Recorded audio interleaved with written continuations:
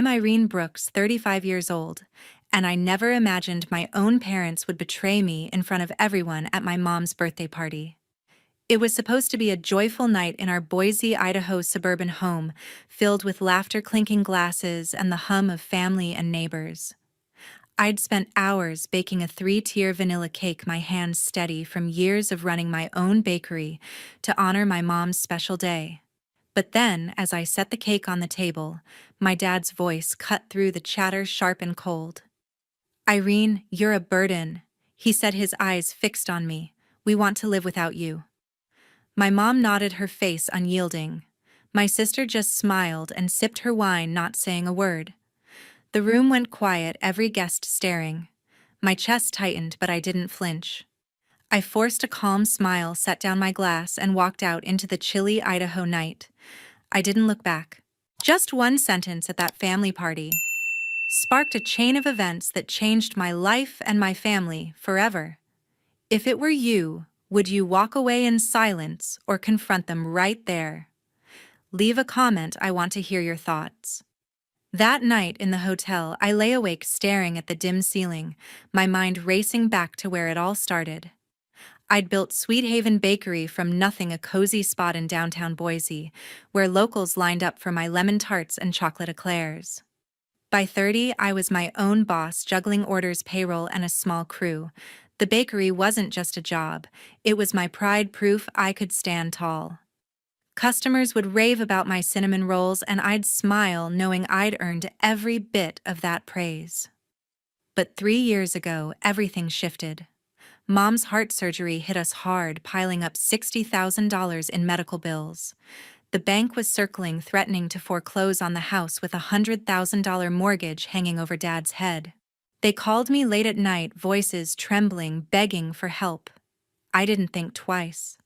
I sold Sweet Haven for $90,000, every cent going to their hospital bills and mortgage payments. I packed up my apartment and moved back home to save money, taking a job at a chain bakery across town. The pay was meager, $15 an hour, a steep fall from owning my own place. But it let me stay close, let me keep their world afloat. Every month, I wired $2,000 to cover their electricity, water, and mortgage. I'd come home from long shifts, feet aching, and still cook dinner, mop floors, even fix the leaky kitchen faucet. I thought that's what family did, show up, no questions asked. But Pamela, my sister 3 years older, didn't see it that way. She'd always been the favorite, the one Mom and Dad praised for her charm. When I moved back, her warmth vanished. She'd glare when I walked through the door, muttering about me taking up space in their house. One night, I overheard her on the phone, her voice sharp enough to cut. "Irene's just mooching off Mom and Dad," she said, knowing I was in the hallway. My fists clenched, but I stayed silent, telling myself she was just lashing out. Her online boutique was floundering, and she was always short on cash, always asking me for loans. She never paid back $500 one month, $1,000 the next. Pamela's jabs grew bolder. At dinner one evening, I shared a new scone recipe I was testing at work, hoping to spark a real conversation. She cut me off with a smirk. "Why bother? You're not running your bakery anymore. You're just a cashier." Mom and Dad kept eating, their silence louder than her words. My cheeks burned, but I focused on my plate, swallowing the sting. Another time, I dragged myself home after a double shift, exhausted, only to find Pamela lounging on the couch, scrolling her phone. "You're always in the way," she snapped, eyes fixed on her screen. "This isn't your personal hotel." I bit my lip, reminding myself I was there to help, to keep the family together. But each jab felt like a weight piling on the sacrifices I'd made. I thought back to better days when Pamela and I were tight. We'd bike through Boise's greenbelt as kids, licking ice cream cones, dreaming big. She wanted to design clothes. I wanted to bake for the world. But her boutique never took off, and my bakery became the family's lifeline. I never bragged. Never would. But Pamela's resentment grew anyway. She'd borrow money, promising repayment when her business exploded.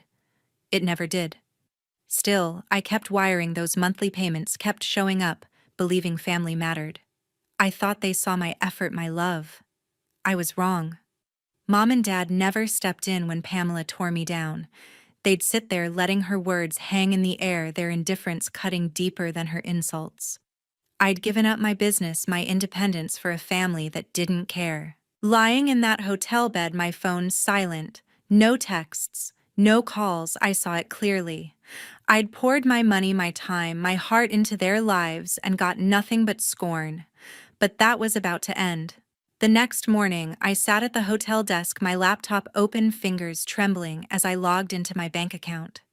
I'd been wiring $2,000 every month to cover Mom and Dad's electricity, water, and mortgage, my routine for 3 years. Not anymore. With a few clicks, I canceled the automatic payments. No more utility bills, no more mortgage transfers. I felt a knot in my stomach, but also a strange relief, like I'd finally set down a weight I'd carried too long.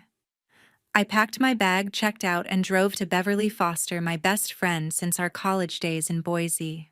Her small apartment in the North End was a haven with mismatched furniture and a warm coffee pot always brewing. I dropped my duffel by the couch, my hands still shaking, and told her everything: Mom and Dad's words at the party, Pamela's cold smile, how I walked out into the night. Beverly listened, her eyes wide, stirring sugar into her coffee. "They called you a burden?" she said, her voice sharp with disbelief. "After everything you've done." I knotted my throat tight and recounted how I'd sold Sweet Haven Bakery to save them, how I'd kept their house running while Pamela mocked me. Beverly leaned forward, her face serious. "You're not alone in this, Irene. My friend Carla went through something similar. Her brother used her savings to fund his startup, promised to pay her back, but when it tanked, he blamed her for not giving more. She cut him off. And you know what? She's thriving now, owns a coffee shop downtown." Beverly's words hit me hard. Carla's story wasn't mine, but it felt close, like a mirror showing me I wasn't wrong to draw a line. Later that day, I went to work at the chain bakery, my apron still smelling of flour from yesterday's shift. Roger Coleman, my coworker, noticed my quiet mood. He's 36, always quick with a joke to lighten the long hours behind the counter. "You okay, Irene?" he asked, stacking trays of muffins. I hesitated, then spilled it all: the party, Mom and Dad's betrayal, Pamela's silence. Roger didn't interrupt, just nodded, his hand steady as he worked. When I finished, he looked me in the eye. "You've been carrying them for years," he said. "You sold your dream to keep their lights on. They don't get to treat you like that and expect you to keep paying. Stay strong, you're doing the right thing." His words were simple, but they grounded me like a lifeline, pulling me back from doubt. Beverly and Roger didn't just listen, they gave me clarity. I'd spent years thinking family meant sacrifice, no matter the cost. But their stories, Carla's, Roger's quiet conviction, showed me I wasn't selfish for stopping. I was protecting myself. That evening, back at Beverly's, I checked my phone. No calls, no texts from Mom, Dad, or Pamela. I wasn't surprised, but it still stung. They didn't know yet that their electricity was off, their water shut down, their mortgage payment skipped. I pictured the house dark and quiet, the fridge silent, the faucets dry. Part of me wanted to call, to fix it, to be the good daughter again. But I remembered Dad's voice, cold and final, calling me a burden. I remembered Pamela's smirk, her wine glass glinting in the party light. I set my phone down, my resolve hardening. Beverly poured me another coffee, her voice firm. "You're not their ATM, Irene. Let them figure it out." I nodded, staring at the steam rising from my mug. Roger's words echoed in my head, "Stay strong." I'd given them everything, and they'd thrown it back in my face. Now they'd face the consequences. I wasn't sure what would happen next, but I knew one thing: I wasn't going back. A week later, my phone buzzed, Dad's name flashing on the screen. I hesitated, my thumb hovering, then answered. His voice was gruff-edged with irritation. "Irene, what's going on?" "The lights are out.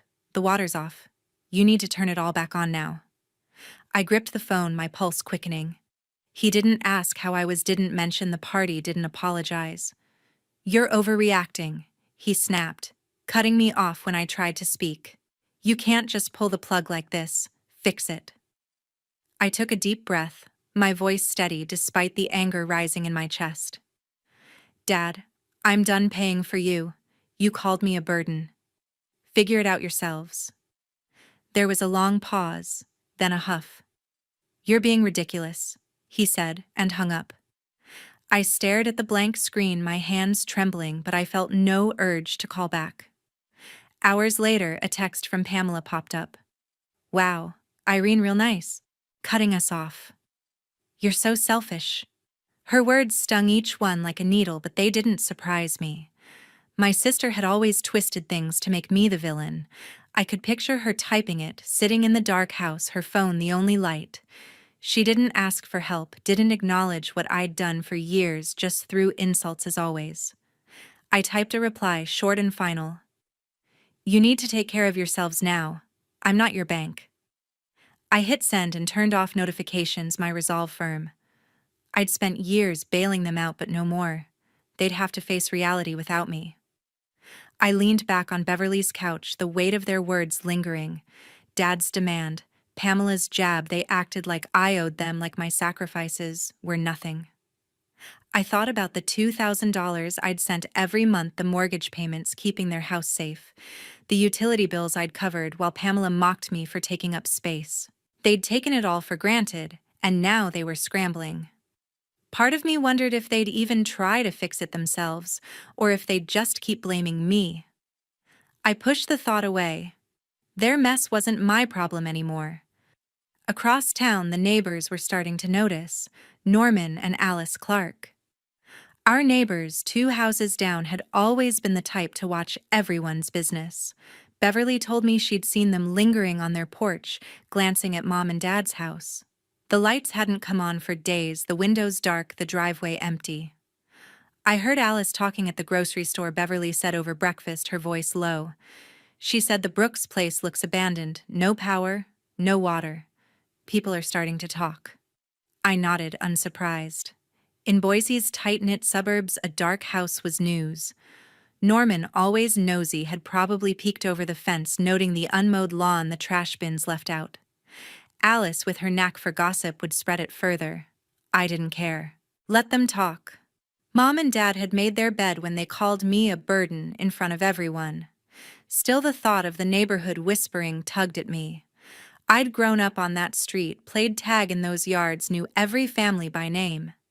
Now the Clarks' watchful eyes marked the beginning of something bigger, a crack in the perfect image Mom and Dad had always clung to. They'd cared so much about appearances, hosting barbecues, joining the homeowners association, but appearances couldn't pay bills. I wondered what they were doing now, lighting candles, borrowing water from neighbors, arguing over whose fault it was. Pamela was probably fuming, her boutique plans stalled without internet. I felt a pang of guilt, but it faded fast. They'd chosen to treat me like dirt. This was on them. Sitting in Beverly's apartment, I sipped my coffee, staring out the window. The north end was quiet, the streets lined with trees, a world away from the chaos I'd left. I'd made my choice, and I wasn't turning back. They could call me selfish, ridiculous, whatever they wanted. I wasn't their lifeline anymore. 2 weeks after I cut off my support, the doorbell rang. Beverly opened it, and there was Mom, her face, gaunt eyes red. She stepped inside, clutching her purse, and looked at me as if I were a stranger. "Irene, we need to talk," she said, her voice low, almost pleading. I wiped flour off my hands, my heart pounding, but I stayed calm. "What is it, Mom?" I asked, leaning against the counter. She hesitated, then let it spill. "The house is falling apart. No electricity, no water. We're borrowing from neighbors just to shower. You have to turn it back on." Her words were desperate, but there was no apology, no hint of regret for what she'd said at her birthday party. I crossed my arms, keeping my voice steady. "You called me a burden, Mom, in front of everyone. You and Dad said you wanted to live without me." Her eyes flickered, but she didn't deny it. Instead, she shifted tactics. "We're struggling, Irene. Pamela's working at a convenience store, now ringing up snacks for minimum wage. Her online boutique's dead without internet. We're barely getting by. I felt a twinge of pity for Pamela, picturing my sister behind a counter scanning chips and soda, her dreams of designer fame stalled. But the pity faded fast. She'd mocked me for years, called me selfish just last week. They'd taken my sacrifices for granted, and now they were paying the price. Mom stepped closer, her voice softer, almost manipulative. Your family, Irene. We need you. Just pay the bills until we figure this out. I shook my head, the memory of her party still sharp, her nod when Dad called me a burden, her silence as Pamela smirked. No, I said firmly. You wanted to live without me. Now you do. Sort it out yourselves. Mom's face hardened, her lips tightening. You're abandoning us, she said, her tone accusing, like I was the one who'd betrayed them. I didn't flinch. You abandoned me first, I replied, my voice cold. She stood there speechless, then turned and left, the door clicking shut behind her. Beverly, who'd been listening quietly, poured us both coffee. You did the right thing, she said, sliding a mug toward me. They can't guilt you into fixing their mess. I nodded, but Mom's visit left a knot in my stomach. I'd spent years keeping their house afloat, $2,000 a month for utilities and mortgage money I'd scraped together from my low-paying bakery job. Now they were scrambling, and part of me wondered if I was too harsh. But then I remembered Pamela's text, her selfish jab, and Dad's demand to fix it without an ounce of gratitude. They'd made their choice at that party, and I'd made mine. I thought about Pamela stuck at a convenience store, her laptop useless without Wi-Fi. She'd always been so proud, boasting about her boutique, borrowing my money to fund it, never paying me back. Now reality was hitting her hard. No internet meant no online sales, no social media posts, no chance to play entrepreneur. I could have felt sorry for her, but her words calling me a leech, a cashier, a burden kept me grounded. She'd built her own cage just like Mom and Dad had. They'd relied on me for years, never once saying thank you, never once seeing me as more than a paycheck. I'd given them everything, my business, my savings, my time, and they'd thrown it back in my face. Mom's pleading hadn't changed that. They'd have to find their own way now, no matter how hard it was. I wasn't their safety net anymore. A month after Mom's visit, I was scrolling through my phone at Beverly's apartment when a notification pinged from the Boise Community Hub, a local Facebook group. My stomach dropped as I read Pamela's post. Irene Brooks abandoned our family, left us without power or water. Some daughter. Her words cut deep, twisting the truth to paint me as the villain. Comments flooded in, neighbors I'd known for years, some who'd loved my cupcakes at block parties now expressing shock and sympathy for poor Pamela. I clenched my phone, fighting the urge to reply. I'd given them my bakery, my savings, years of support, and now my sister was smearing my name online for everyone to see. The gossip didn't stay on the internet. At the bakery during a slow afternoon shift, I overheard Roger and Emma, a new cashier, talking by the coffee machine. Their voices carried over the hum of the oven. The Brooks house is completely dark, Emma said, wiping down the counter. No power, no water, and they're behind on the mortgage. I heard they might lose it. Pamela's stuck working at the gas station on Fairview, ringing up candy bars. Roger shook his head, his tone sharp. Irene just walked out on them. Left them high and dry. I froze behind the bread racks, my heart sinking. The whole town was talking now, not just the neighbors. People I worked with every day were buying Pamela's story, believing I was heartless. I tried to focus on kneading dough, but the whispers hurt. Customers who'd once praised my scones now gave me side glances, their chatter quieting when I approached. I wanted to tell them the truth, that I'd sold my business to save Mom and Dad, that I'd paid their bills for years while Pamela mocked me. But I kept my head down, knowing a public defense would only make things worse. Beverly noticed my mood when I got back to her place. Let them talk, she said, handing me a mug of tea. Pamela's desperate, trying to save face because she's stuck scanning gum for minimum wage. I nodded, but the sting of their judgment lingered. Then one evening, Pamela showed up at Beverly's door, banging loud enough to rattle the frame. Beverly opened it, her expression wary, and let her in. Pamela's eyes locked on me, blazing with anger. "You're destroying us." She snapped, her voice sharp. "Your stunt killed my boutique. No internet, no sales. I'm slaving at a gas station because of you." Her words were venomous, each one aimed to wound. I stood up, my hands steady despite my racing pulse. "You called me selfish, Pamela?" I said, my voice calm but unyielding. "You smirked at Mom's party when they called me a burden.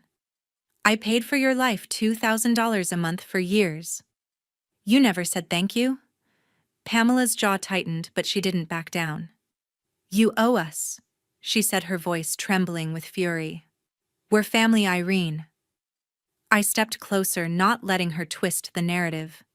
"Family doesn't lie about each other online. You posted that garbage to make me the bad guy, but you're the one who failed. I'm done being your scapegoat." Beverly moved toward the door, her stance firm. "You need to leave," she said, her tone final.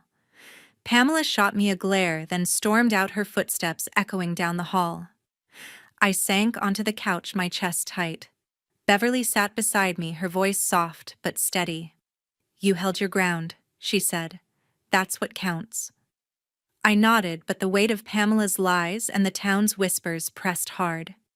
My community, people I'd grown up with, worked with, was turning against me. But I wasn't going to crumble. They could believe what they wanted. 3 months later, I drove past our old street in Boise, my hands tight on the wheel. The Brooks house, Mom and Dad's pride for decades, was gone from our family. A foreclosure sign stood in the yard, the windows boarded up, the lawn overgrown.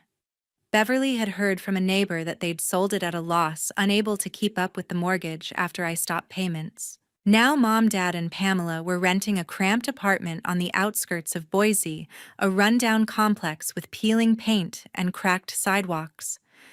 I didn't feel triumph, just a hollow ache.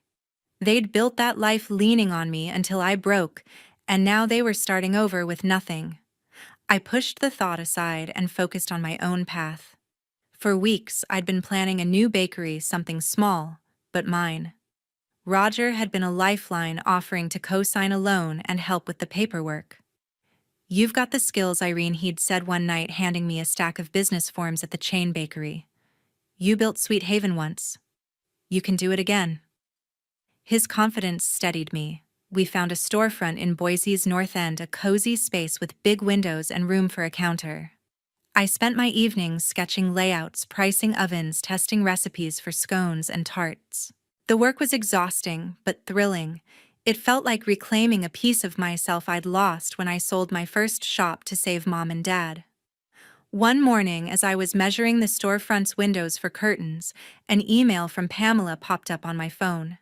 The subject line was simple: "I'm sorry." I hesitated, my finger hovering over the screen, then opened it. "Irene," she wrote, "I was wrong. I shouldn't have posted that stuff online or said those things. We're struggling," and I lashed out. "I hope you can forgive me." Her words were careful, measured, but they rang hollow. My sister had called me selfish, smeared my name, stood silent while Mom and Dad tore me down at the party. This apology, months too late, felt like a last-ditch effort to ease her guilt, not mend what she'd broken. I closed the email without replying, my focus back on the tape measure in my hand. Beverly stopped by the storefront later, her eyes lighting up at the progress. "This place is going to be amazing," she said, running her hand along the empty counter. I smiled, grateful for her support. The whispers around town, Pamela's post, the gossip at the bakery had quieted, replaced by curiosity about my new venture. Customers who'd once given me cold looks now asked about opening day, drawn by the smell of test batches I'd brought to work. I wasn't naive. Boise was small, and some would always see me as the daughter who abandoned her family. But I didn't care anymore. I'd spent years carrying their weight, and now I was building something for myself. I thought about Mom and Dad in their new apartment, probably blaming me for their fall. Pamela, too, likely resented me, even with her apology. I pictured her in that gas station scanning items, her dreams of a boutique fading. Part of me felt a pang. Family wasn't supposed to end like this. But they'd chosen their path when they called me a burden, when they took my sacrifices and gave nothing back. I'd given them everything, my business, my money, my heart, and they'd thrown it away. Now they were living the consequences just as I was living mine. Standing in my empty bakery, I taped a sign to the door, Irene's bake shop opening soon. Roger was right. I could do this again. The smell of flour, the hum of an oven, the chance to create something new. It was all I needed. Pamela's email, their struggles, their new life in that rundown complex, they weren't my problem anymore. I was done looking back. 6 months later, I stood behind the counter of Irene's bake shop, the smell of fresh cinnamon rolls filling the air. The grand opening had been a whirlwind. Locals lined up outside, their chatter warm, their smiles genuine. My little storefront in Boise's North End was alive with sunlight streaming through the windows and trays of pastries flying off the shelves. For the first time in years, I felt whole, like I'd found my place again. I'd spent so long carrying my family's weight, pouring my heart into their lives, only to be called a burden. But here, surrounded by flour dust and happy customers, I knew my worth. It wasn't tied to their approval or their needs. It was mine, hard-earned and undeniable. I'd heard bits and pieces about Mom, Dad, and Pamela through the grapevine. They were still in that rundown apartment on Boise's outskirts, scraping by. Dad had taken up odd jobs, mowing lawns, fixing fences, whatever paid cash. He'd always prided himself on being the provider, the one with the big house and the perfect family image. Now he was hauling tools in a beat-up truck, his pride buried under necessity. Mom had stopped showing up at her social club, the one she'd bragged about for years. No more luncheons or charity events, just quiet days in a cramped living room cut off from the life she'd clung to. Pamela was still at the gas station working late shifts, her boutique dreams long gone. She'd tried to restart her online shop, but without money or internet, it was hopeless. Their world had shrunk, a direct result of taking me for granted, and I felt no guilt for it. Looking back, I saw the truth clearly. Their ingratitude had consequences not just for them, but for me. I'd lost years, my first bakery, my savings, all to keep them afloat. But their words at Mom's party, Pamela's lies online, their demands without a single thank you, they'd pushed me to my limit. I learned that relationships, even family, need to stand on mutual respect. You can't pour everything into people who only take, who see your sacrifices as their right. Standing up for myself, cutting them off, was the hardest thing I'd ever done, but it was also the most freeing. It taught me that self-reliance isn't just about paying your own bills. It's about owning your value, no matter who tries to tear it down. I thought about the people who'd come through my shop that week. Roger, who'd co-signed my loan, stopped by with a grin, grabbing a scone. Beverly, my rock, helped decorate the place, hanging fairy lights that made it feel like home. Even some old neighbors who'd once whispered about me now came in for coffee, their judgment softened by time. The gossip had faded, replaced by respect for what I'd built. I didn't need everyone to understand my choice to walk away from Mom, Dad, and Pamela. I knew why I'd done it, and that was enough. If you're out there carrying someone else's load, feeling unappreciated, hear me. You are not their servant. Your worth isn't measured by what you do for others. It's in who you are when you stand alone. I spent years trying to prove I was enough, bending over backward for people who never saw me. When I stopped, when I chose myself, I found peace. My family's fall wasn't my fault. It was the result of their choices, their refusal to value me. Now they're living with that, and I'm living for me. So take a hard look at your life. If someone's taking you for granted, it's okay to step back. It's okay to say no. Live for yourself, not for someone else's approval. You'll find your strength just like I did, and it'll carry you further than you ever imagined.